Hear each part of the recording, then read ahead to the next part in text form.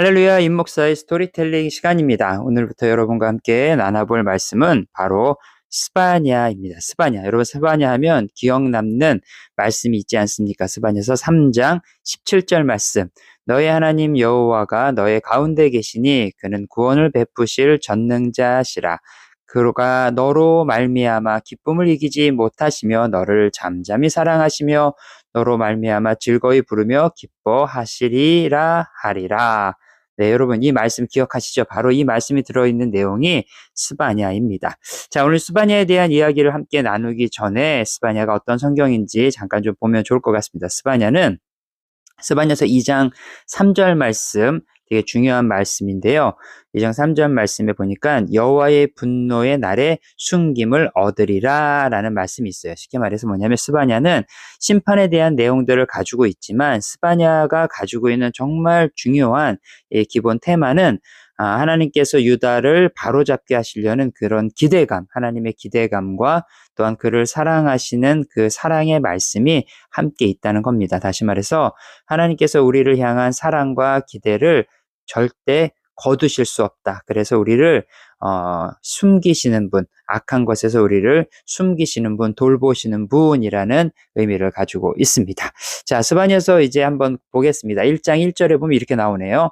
아몬의 아들 유다 왕 요시야의 시대에 스바냐에게 임한 하나님의 말씀이라. 스바냐는 히스기야의 현손이요 아마리아의 증손이요 그다랴의 손자요 구시의 아들이었더라. 자, 스바냐에 대한 소개를 하면서 중요한 단어들이 나오는데요. 우리가 쭉 보니까 요시야 왕 시대에 활동을 했다라는 거죠. 자, 요시야는 종교 개혁을 단행한 왕으로 여러분 알고 계시죠?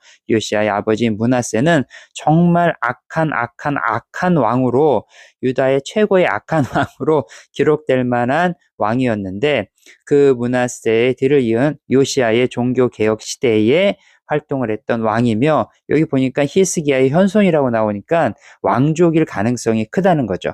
일반적으로 선지자나 뭐 제사장이나 이런 사람이 아니라 왕족으로서 하나님의 뜻을 대언했던 선지자로 활동했던 사람이 바로 스바냐구나라고 알고 시작하시면 좋을 것 같습니다. 스바냐는 2절 이렇게 얘기합니다. 여호와께서 이르시되 내가 땅 위에 모든 것을 진멸하리라. 하나님의 심판이 얼마나 큰지를 얘기를 하고 있습니다.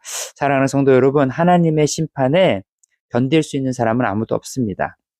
하나님께서는 이스라엘이나 유다나 또 이방 백성들도 다 심판하신 것처럼 우리가 교회 다니고 뭐 나는 그래도 뭐 좀 착하게 살고 있는데 뭐 이렇게 하면 되지 않겠어요? 라고 혹시나 생각을 하신다면 그건 여러분의 오해일 수 있습니다. 아무도 하나님의 심판에서는 벗어날 수 없다라는 것을 생각하시면 좋겠습니다. 자, 임박한 심판에 대한 것들을 선언을 하면서, 그런데 이 심판이 중요한 것이 뭐냐면 얼마 전에 보니까 손흥민 선수가 또 축구 경기를 하는 모습을 좀 봤습니다. 한국과 미국의 국가대표 평가전 경기였던 것 같은데요. 자, 억울한 일을 당했을 때 심판은 어떤 역할을 할까요? 바로 심판은 옳고 그름을 판단해서 억울한 일을 당한 사람에게 그걸 갖다가 다시 그 억울함을 풀어주는 그런 일들을 하게 되겠죠. 많은 사람들이 심판을 얘기를 하면 많은 두려움에만 휩싸여 있는데, 여러분 잘 생각해 봅시다. 내가 억울한 일을 당했던 사람이라 생각한다면 심판에 대한 이야기를 들었을 때 어떤 생각이 듭니까? 아, 내 억울함을 풀어주시겠구나, 이런 생각이 들지 않겠습니까? 그러니까 심판에 대한 얘기를 할 때 무조건 무섭고 아이고 겁먹고 하는 것이 아니라 내 삶을 돌아볼 수 있는 계기가 되었으면 합니다. 자, 7절 말씀에 이렇게 나옵니다. 주 여호와 앞에서 잠잠할지어다. 이는 여호와의 날이 가까웠음이로 여호와께서 희생을 준비하고 그가 청할 자를 구별하였음이니라 라고 얘기합니다. 하나님의 심판은 항상 가까이 있습니다. 예수님께서 다시 이 땅에 오시는 날, 이 땅에 재림에 오시는 날도 인류적인 심판이 될 수 있지만, 사실은 우리가 하루하루 우리에게 맡겨진 삶을 사는 것 자체가 우리에게는 또 새로운 심판일 수 있습니다. 저는 어떤 생각을 하게 되냐면, 우리가 태어난 날과 떠나는 날이 모호하다는 것에 대해서 감사할 때가 있어요. 왜냐? 그렇기 때문에 나이가 하루하루를 더 열심히 맡겨진 사명을 감당할 수 있다라고 생각하기 때문입니다.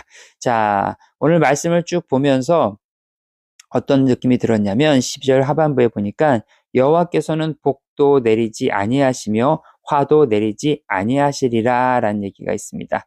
자, 여러분, 가장 큰 심판은 무관심이 아닌가라는 생각을 합니다. 저는 여러분의 삶 가운데 하나님께서 많은 것들로 깨닫게 하시고 가끔은 채찍질도 하시고 가끔은 주변의 얘기를 통해서 가장 확실한 것은 하나님 말씀을 통해서 깨닫게 하시는 거죠.